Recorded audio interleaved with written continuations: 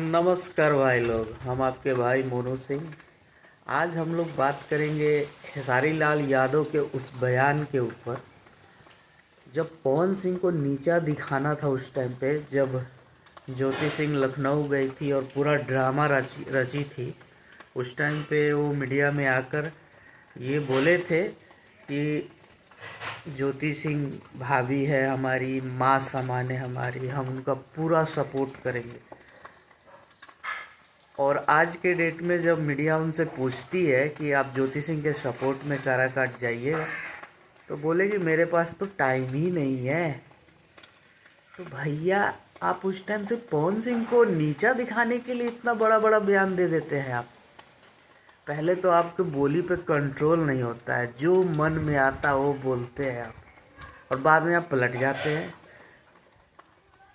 एक बात पे तो आपको रहना आता ही नहीं है, एकदम से तुरंत पलट जाते हैं। क्या विधायक बन के क्या करिएगा? लग रहा है कि सारा जो भी बोल रहे विधायक बन के बाद में कहिएगा कि हम तो बोले ही नहीं हैं।